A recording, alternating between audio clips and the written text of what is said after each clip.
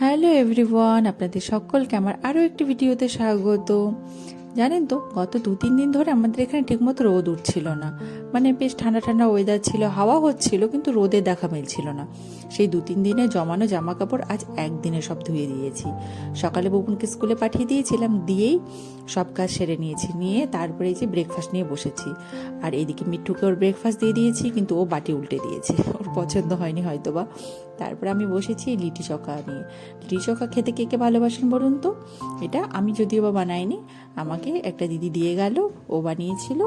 দিয়ে ওটা নিয়ে বসেছি, ওটা গরম গরম খেয়ে নিলাম। তারপরে এবার আমি খেতে বসেছি রুটি তড়কা, যেটা বুবুনকে টিফিনে দিয়েছিলাম, সেটাই আমি আবার আমার জন্য 2টো রুটি বানিয়ে তড়কা দিয়ে খেয়ে নিলাম।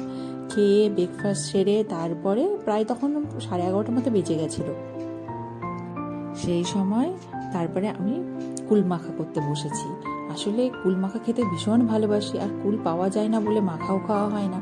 তাই আজ যখন কুল পেয়েছি তখন বসে পড়েছি মাখা করতে।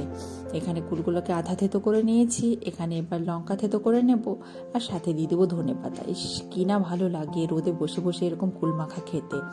আসলে সবাই কুল মাখা হয়তো খাওয়া দাওয়ার পরে বিকেলবেলা খায়, আর আমরা এখানে কুল মাখা খাচ্ছি ব্রেকফাস্টের পরে। কি আর করব, মানে দুপুরে লাঞ্চ করতে করতে প্রায় 3টা বেজে যায়।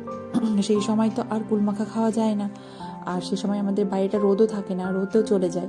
তাই ভাবলাম এই সময়টা খাওয়া ভালো হবে। ধনেপাতাও আমার কাছে ছিল না। তারপরে একটা দিদিকে ফোন করলাম, তার কাছে ছিল ধনেপাতা, সে দিয়ে গেল। সেই ধনেপাতা দিয়ে খুব ভালো করে মেখে চটকে চটকে, মানে আমার এখনই জিভে জল চলে এসছে দেখে। মানে বেশ মজা করে আমরা সবাই মিলে কুল মাখাটা এনজয় করলাম, আর ভীষণই টেস্টি হয়েছিল খেতে। তারপরে চলে গেলাম রোদে।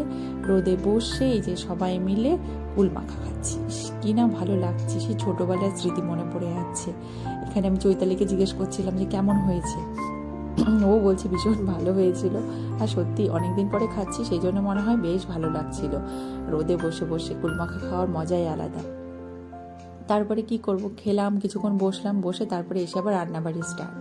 আজকে দুপুরে করেছিলাম ডাল, আর কালকে যেহেতু সানডে ছিল কালকে চিকেন করেছিলাম, সেই চিকেন ছিল, আর সাথে করেছিলাম সজনে ডাঁটার তরকারি। এই দিয়ে দুপুরে আমরা লাঞ্চ সেরেছিলাম। সেরে তারপরে তো কিছুক্ষণ ঘুম দিয়ে দিয়েছিলাম। ঘুম থেকে উঠে সন্ধেবেলার দিকে খিদে পাচ্ছিল, কি করব, এদিকে মুড়ি মেখে নিয়েছি শশা গাজর দিয়ে, আর সাথে ছিল চা, আর বুবুন খেয়েছিল ম্যাগি। ব্যাস এইভাবেই আমরা সারাদিন কাটিয়ে দিলাম।